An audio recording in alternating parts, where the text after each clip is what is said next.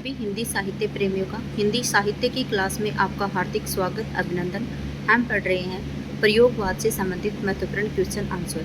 देखिए, प्रयोगवाद से संबंधित महत्वपूर्ण क्वेश्चन आंसर हम कुछ कर चुके हैं और व्याख्या सहित ही हमने किए हैं। ठीक है, आज हमारी क्वेश्चनों की श्रृंखला है 881 से शुरू।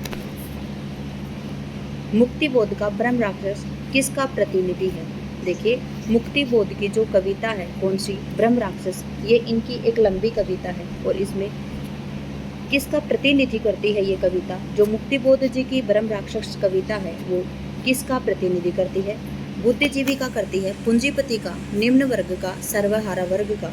तो ये किसका प्रतिनिधि करती है? ये बुद्धिजीवी जो वर्ग है उसका प्रतिनिधि करती है। ठीक है, किसका प्रतिनिधि करती है ये कविता? बुद्धिजीवी वर्ग का प्रतिनिधि करती है। ठीक है, क्वेश्चन की व्याख्या इस प्रकार से है। मुक्तिबोध की कविता ब्रह्म राक्षस में ब्रह्मा बुद्धिजीवी का प्रतिनिधि है। मुक्तिबोध के दो काव्य संग्रह हैं। चांद का मुंह टेढ़ा जो इनका 1964 का है, जबकि भूरी भूरी खाक धूल इनका 1980 का काव्य संग्रह है। मुक्तिबोध की चर्चित कविताएं हैं अंधेरे में, ब्रह्म राक्षस, अंतःकरण का आयतन और भूल गलती।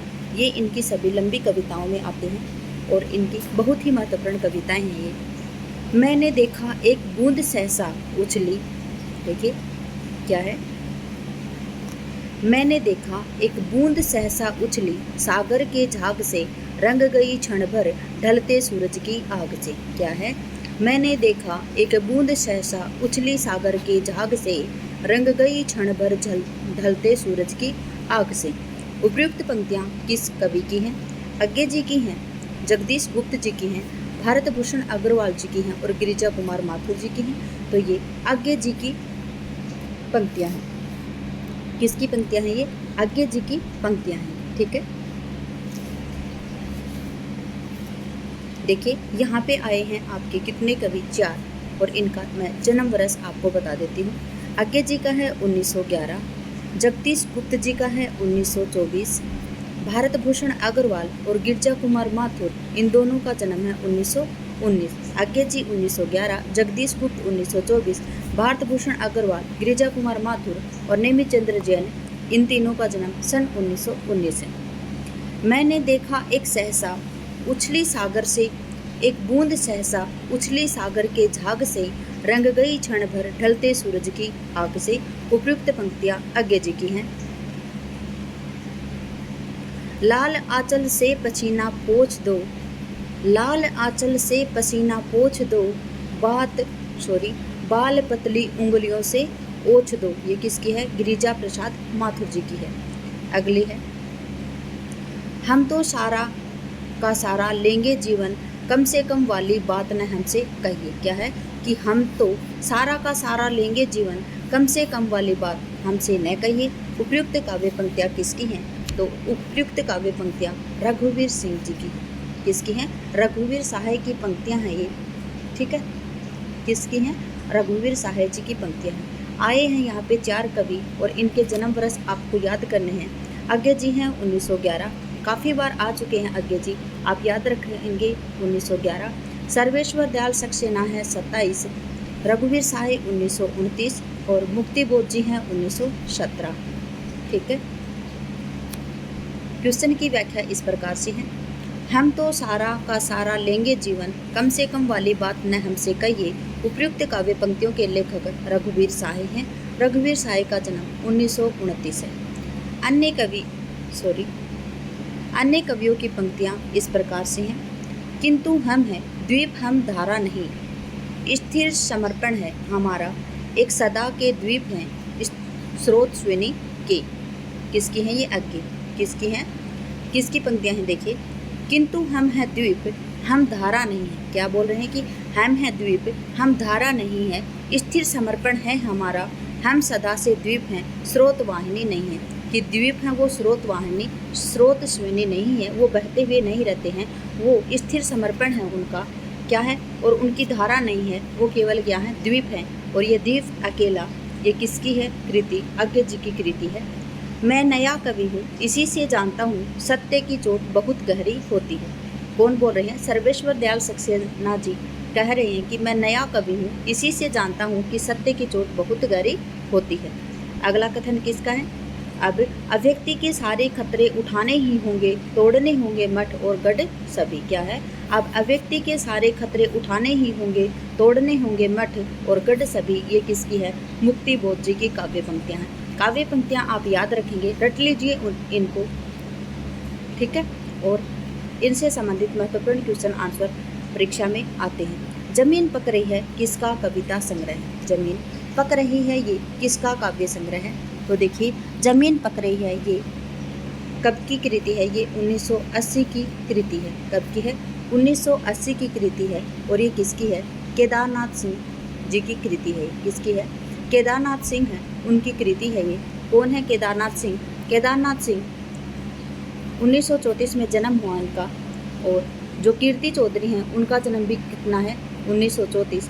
और ये तृतीय सप्तक से संबंधित आते हैं। कौन से सप्तक से संबंधित आते हैं? तृतीय, जो तीसरा सप्तक है उससे संबंधित आते हैं। नागार्जुन जी का जन्म है 1911, केदारनाथ अग्रवाल जी का जन्म भी 1911, जबकि नरेश मेहता का जन्म है 1922। देखिए, नरेश में एक ही मात्रा आ रही है और यहाँ पे एक ही मात्रा आ रही है और यहाँ पे आप दो दो कर देंगे, ठीक है। तो इसको याद रखेंगे, नरेश मेहता जी का जन्म है 1922 का, ठीक है। जमीन पक रही है ये किसका है? देखिए, जमीन पक रही है ये 1980 की कृति है। किनकी है? ये कविता संग्रह किनका? केदारनाथ सिंह का है। अन्य कविता संग्रह इस प्रकार से हैं। अभी बिल्कुल अभी 1960 का है। टोल्स्टॉय और साइकिल 2005 का है। और यहाँ से देखो 1983 की कृति है। देखिए, नागार्जुन जी का मूल नाम क्या था? वैद्यनाथ मिश्र था। और इन्हें साहित्यिक उपनाम यात्री था इनका। और देखिए, संस्कृत और मैथिली भाषा में ये यात्री उपनाम से ही कविताएं लिखते थे। संस्कृत और मैथिली भाषा में नागार्जुन जी हैं वो यात्री उपनाम से कविताएं लिखते थे, जबकि इनका मूल नाम क्या था? वैद्यनाथ मिश्र जी था। इनकी रचनाएं हैं युगधारा जो 1953 की है और कहीं कहीं पे आपको 1952 भी मिलेगा, ठीक है। खिचड़ी पीपल देखा हमने 1980, तुमने कहा था 1980, भस्मांकुर 1971, सतरंगे पंखों वाली 1959 आदि किसकी रचना है ये?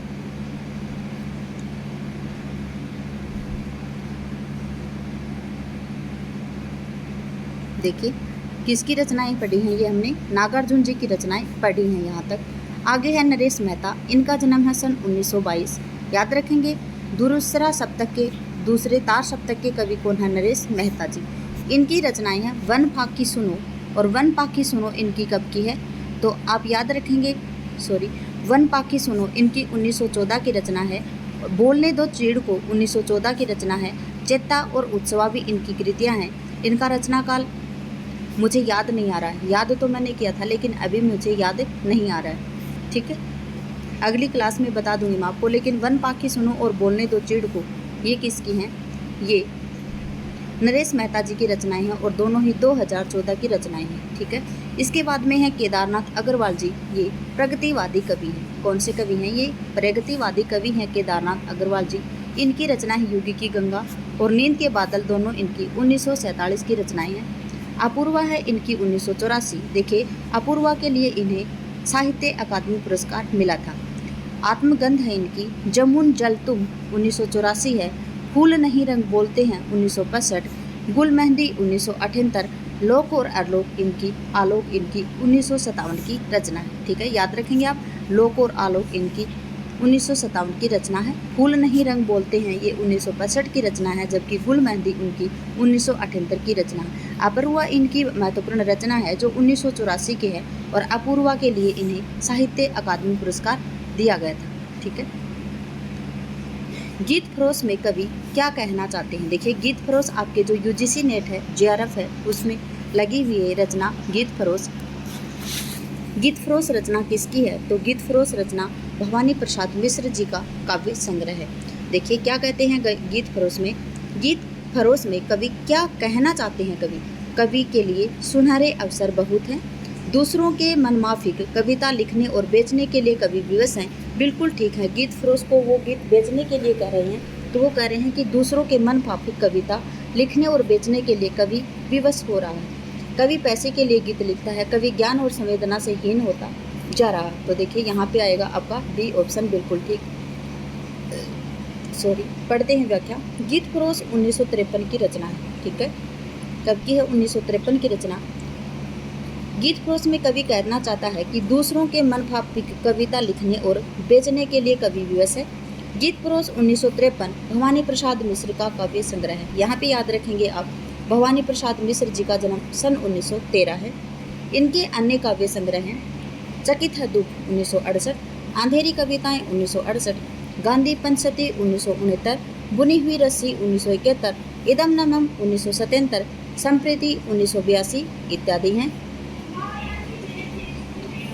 अगला है हिंदी कविता में प्रयोगवाद का प्रवर्तन किस काव्य संकलन में माना जाता है? क्या पूछा है? हिंदी कविता में प्रयोगवाद का प्रवर्तन, हिंदी कविता में प्रयोगवाद का प्रवर्तन किस काव्य संकलन से माना जाता है? देखिए, हिंदी कविता में जो प्रयोगवाद का प्रवर्तन है वो किस काव्य संकलन से माना जाता है, तो आप स्वयं बताएंगे, क्योंकि प्रयोगवाद का संकलन किसके काव्य संकलन प्रयोगवाद का प्रवर्तन किस काव्य संकलन से माना जाता है? तो तार सप्तक से माना जाता है। और तार सप्तक का संपादन सन 1943 में अज्ञे जी ने किया था। यहाँ पे है दूसरे सप्तक की 1951 में ये संपादन किया था। किसने किया था? अज्ञे जी ने। असाध्य वीणा और कुरुक्षेत्र, असाध्य वीणा का रचनाकाल नहीं मिला है हमें, और कुरुक्षेत्र है 1946 की, और किसकी है? रामधारी सिंह दिनकर की जी रचना है। ठीक है,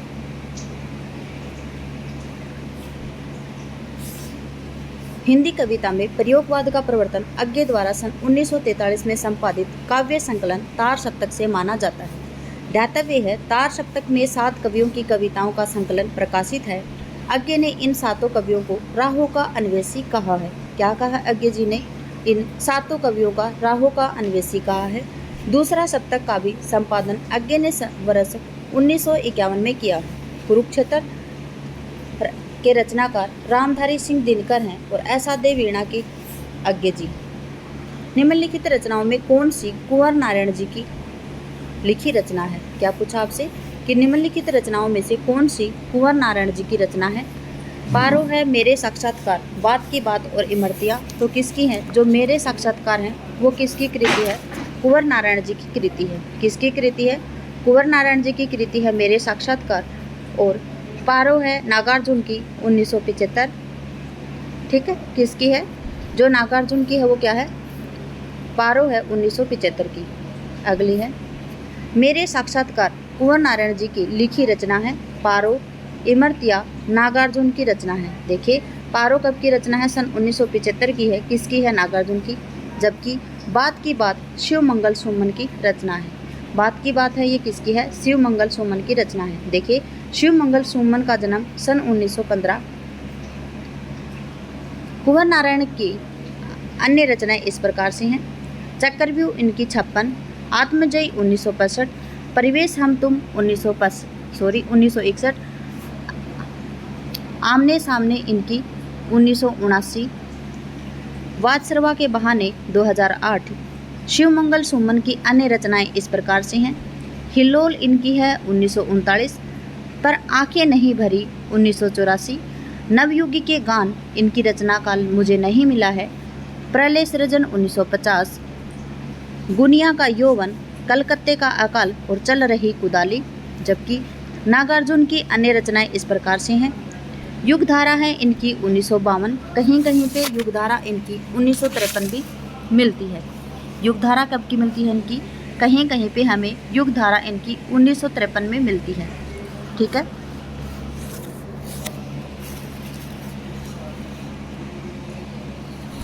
उसके बाद में है इनकी सतरंगी पंखों वाली और प्यासी पतराई आंखें और तुमने कहा था। ठीक है, आत्मजयी की कथा वस्तु निम्नलिखित में से किस पर आधारित है? तो देखिए, जो आत्मजयी रचना है ये 1965 की रचना है। और किसकी है ये कुंवर नारायण साहब की रचना है। ठीक है, और आत्मजयी रचना है वो किसके ऊपर आधारित हो? कठोपनिषद पर आधारित है। किस पर आधारित है? कठोपनिषद पर आधारित है। देखिए, आत्मजयी की कथा वस्तु कठोपनिषद पर आधारित है। इसके रचयिता कुंवर नारायण है। इसमें नचिकेता प्रसंग का वर्णन किया गया है। चक्रव्यूह 1956, परिवेश हम तुम 1961, अपने सामने 1979, कोई दूसरा नहीं 1993। इन दिनों इनके प्रसिद्ध काव्य संग्रह हैं। आत्मजयी और वात्सरवा के बहाने इनके द्वारा रचित खंड काव्य हैं। आत्मजयी है वो इनकी 1965 की रचना है, और देखिए जो इनकी वात्सरवा के बहाने है ये 2008 का रचित खंड काव्य है। कब का है? 2008 का। निम्नलिखित रचनाओं में से कौन सी रचना नरेश मेहता की रचना नहीं है, पूछा है। क्या पूछा आपसे कि निम्नलिखित में से कौन सी रचना नरेश मेहता जी की रचना नहीं है? महाप्रस्थान है, अरण्या है, सबरी है। लेकिन देखिए यहाँ पे गुनाहों का देवता है, ये किसकी है? धर्मवीर भारती की है। अगर आपको याद है तो गुनाहों का देवता किसकी है?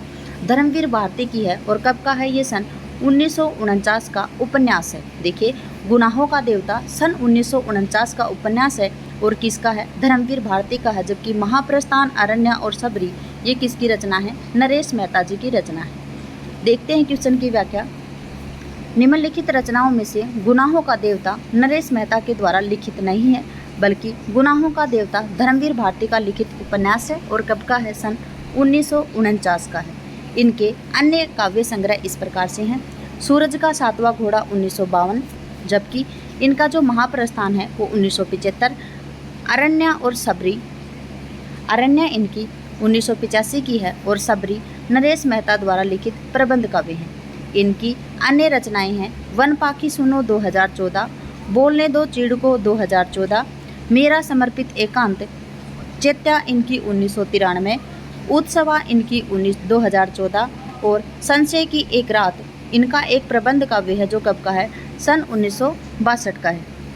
अगला क्वेश्चन है, शमशेर बहादुर सिंह द्वारा लिखित दो आब किस विधा की रचना है? शमशेर बहादुर सिंह के द्वारा रचित जो दो आब है वो किस विधा की रचना है? तो देखिए एक तो ये याद रखेंगे कि दो आब रचना किसकी है? तो शमशेर बहादुर सिंह की है। शमशेर बहादुर सिंह का जन्म वर्ष आपसे पूछा जाए तो क्या है? 1911। दो आब काव्य विधा की रचना है। क्या है? न तो दो आब कहानी है, न समीक्षा है, न उपन्यास। किसकी है? काव्य विधा की रचना है। और कब की है? सन 1948 की है। दो आब है, ये कब की रचना है? 1948 का प्रकाशन वर्ष है, और किसकी है? शमशेर बहादुर सिंह की है। देखिए क्वेश्चन की व्याख्या इस प्रकार से है। शमशेर बहादुर सिंह, जन्म बताया मैंने आपको 1911। इनके द्वारा लिखित जो दो आब काव्य है उसकी विधा ये काव्य विधा की रचना है। इनकी अन्य काव्य कृतियाँ इस प्रकार से हैं। कुछ कविताएं हैं 1959, कुछ और कविताएं हैं 1961, चुका भी हूँ नहीं अब मैं 1975, इतने अपने पास 1985, बात बोलेंगी 1981, टूटी हुई रस्सी 1990, बिखरी हुई और उदिता इनकी टूटी हुई बिखरी हुई ये है 1990, उदिता है इनकी 1980, काल तुमसे होड़ मेरी 1980, और सुकून की तलाश 1998। अगला है मछली घर नामक काव्य संग्रह के संपादक कौन है? मछली घर है वो किसका है? मछली घर विजय देव नारायण शाही जी की रचना है। मछली घर सन 1966 की रचना है, और किसकी है? ये विजय देव नारायण शाही जी की रचना है। देखिए मछली घर नामक काव्य संग्रह के संपादक विजय देव नारायण शाही हैं। मछली घर सन 1966 की रचना है। ठीक है। इसके द्वारा रचित अन्य काव्य संग्रह इस प्रकार से हैं। साखी है इनका 1983, और संवाद तुमसे इनकी अन्य काव्य संग्रह है। जबकि लक्ष्मीकांत वर्मा ने ऐतुकांत तीसरा पक्ष तथा धर्मवीर भारती ने अंधायुग 1954, कनुप्रिया 1959 काव्य संग्रह का संपादन किया था। धर्मवीर भारती के दो काव्य संग्रह कौन से बताएं यहाँ पे? अंधायुग 1954 और कनुप्रिया 1959 है। ठीक है।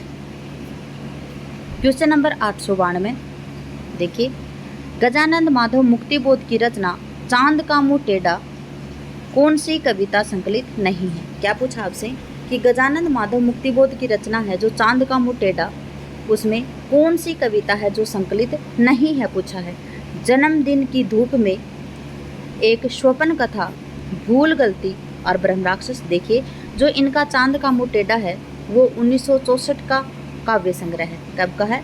सन 1964 का काव्य संग्रह है। उसमें जन्मदिन की धूप में ये कविता है, ये संकलित नहीं है। जबकि एक स्वपन कथा, ब्रह्म राक्षस और भूल गलती ये उसमें संकलित है। जन्मदिन की धूप में कविता गजानंद माधव मुक्तिबोध की रचना चांद का मुंह टेढ़ा से ली गई है। इसमें संकलित ये नहीं है। कौन सी रचना नहीं है? जन्मदिन की धूप में कविता इसमें संकलित नहीं है। जबकि कौन सी है? एक स्वपन कथा है, भूल गलती है और ब्रह्म राक्षस। जबकि एक स्वपन कथा, भूल गलती, ब्रह्म राक्षस कविताएं चांद का मुंह टेढ़ा में संकलित है। अगला है आज्ञे द्वारा संपादित 4 सप्तकों में से 3 कवियत्रियां भी संकलित हैं। कौन कौन सी हैं? शकुंतला माथुर, कीर्ति चौधरी, सुमन पांडे नहीं है, सुमन राजे हैं। शकुंतला माथुर, कीर्ति चौधरी, सुमन राजे बिल्कुल ठीक है। शकुनत माथुर, कीर्ति चौधरी, सुमन राजे। देखिए इनमें ये 2 सही हैं, लेकिन ये शकुनत नहीं है, ये शकुंत माथुर है। क्या है? शकुंत माथुर है, शकुनत माथुर नहीं है, ये गलत है। यहाँ पे शकुंत माथुर ठीक है, कीर्ति चौधरी ठीक है, लेकिन होमवती देवी नहीं है। तो इसमें सही ऑप्शन अगर आप चुनना चाहेंगे तो बी ऑप्शन बिल्कुल एकदम राइट है। ठीक है, क्योंकि यहाँ पे शकुंत नहीं है, ये शकुनत है। शकुनत किसी का नाम नहीं है। शकुंत होता तो बिल्कुल ठीक था, लेकिन उनका शकुंतला माथुर बिल्कुल ठीक है। यहाँ पे बी ऑप्शन इसका बिल्कुल ठीक आएगा। आज्ञे द्वारा संपादित 4 सप्तकों में 3 कवियत्रियाँ शकुंतला माथुर हैं। देखिए याद रखेंगे 3 कवियत्रियाँ। शकुंतला माथुर जी का जन्म है 1922, कीर्ति चौधरी जी का जन्म है 1934, सुमन राजे जी का जन्म है 1938। ठीक है, 22, 34, 38।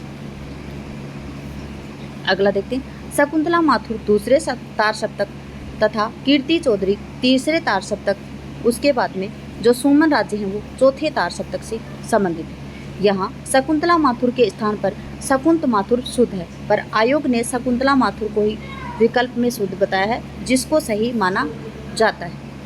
अगला क्वेश्चन है, प्रयोगवाद में सर्वाधिक प्रभावित क्या था? देखिए प्रयोगवाद में सर्वाधिक प्रभावित क्या था? तो देखिए कौन सा क्या था इसमें प्रभावित? अस्तित्ववाद था। 894 में क्वेश्चन क्या आएगा? अस्तित्ववाद आएगा। मैं समझा देती हूँ आपको। छायावाद में क्या आता है? छायावाद है वो अलग से वाद है। प्रयोगवाद में अस्तित्ववाद मैंने आपको बता दिया। और जो प्रगतिवाद है उसमें मार्क्सवाद था। प्रगतिवाद और मार्क्सवाद का आपस में संबंध था। प्रयोगवाद का अस्तित्ववाद से और छायावाद का इसमें छायावाद में स्वच्छंदतावाद से संबंधित थी छायावाद। ठीक है, अस्तित्ववाद ने प्रयोगवाद को सर्वाधिक प्रभावित किया है। अस्तित्ववाद ने किसको प्रभावित किया है? प्रयोगवाद को सबसे ज़्यादा प्रभावित किया है। प्रयोगवाद ने साहित्य में पहली बार व्यक्तिगत अस्मिता, निजी व्यक्तित्व और निजता का बहुत महत्व दिया है। इसमें क्षण को महत्व देकर जीवन के भरपूर ढंग से जीने की चाह है। प्रयोगवादी कवि व्यक्तिक प्रेम की सहज स्वीकृति पर बल देता है। अगला है, फैंटासी के बारे में कौन सा वक्तव्य सही नहीं है?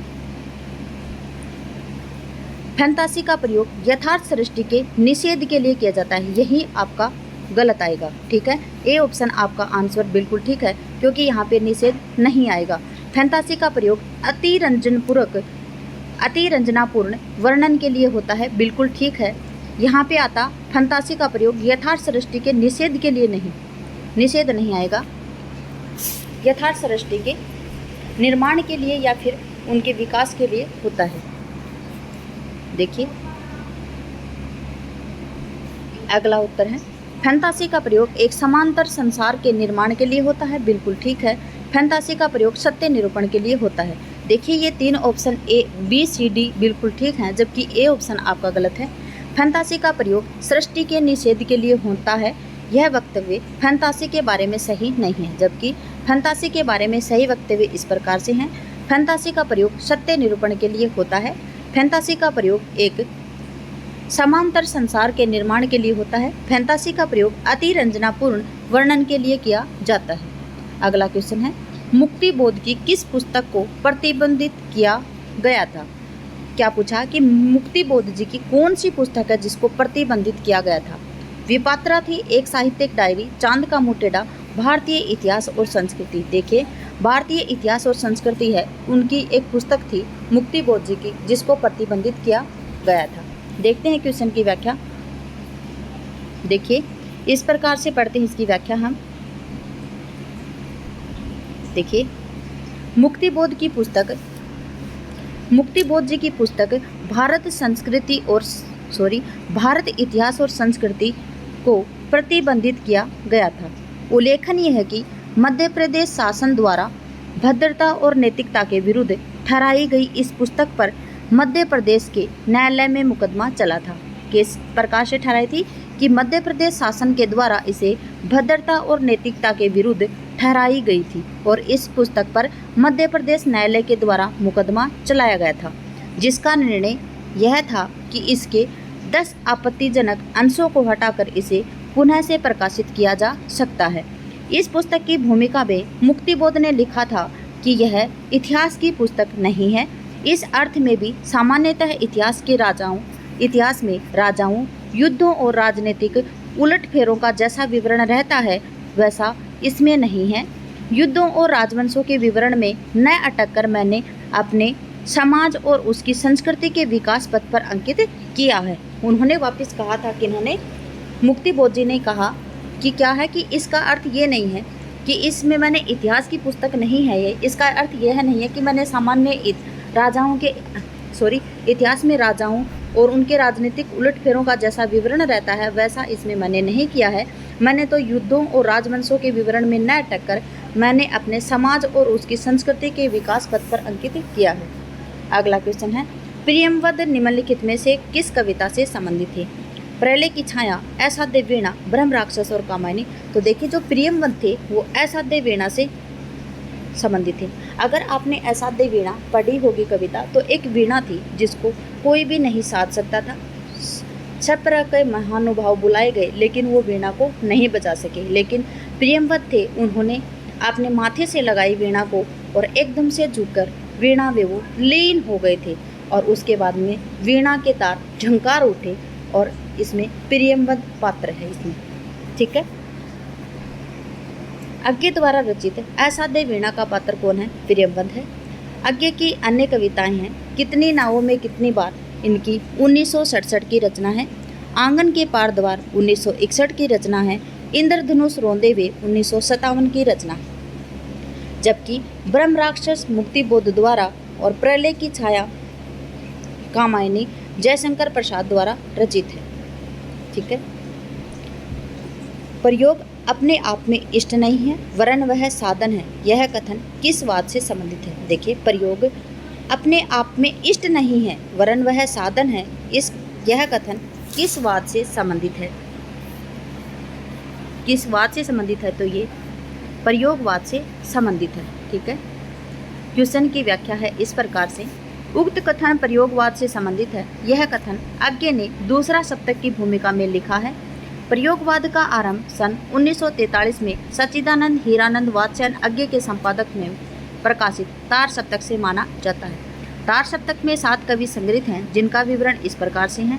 अज्ञे का जन्म 1911, रामविलास शर्मा 1912, मुक्तिबोध 1917, प्रभाकर माथवे 1917, नेमिचंद्र जैन, गिरिजा कुमार माथुर और भारत भूषण अग्रवाल 1919।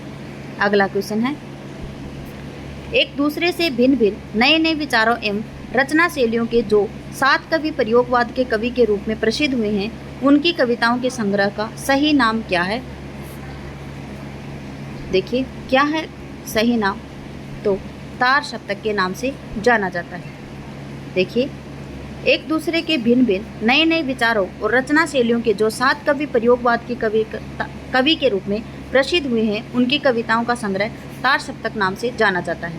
तार सप्तक कवि में सम्मिलित कवि इस प्रकार से हैं: रामविलास शर्मा 1912, अज्ञे जी 1911, मुक्तिबोध 1917, गिरिजा कुमार माथुर 1919, भारत भूषण अग्रवाल 1919, प्रभाकर माथवे 1917, नेमिचंद्र जैन 1919।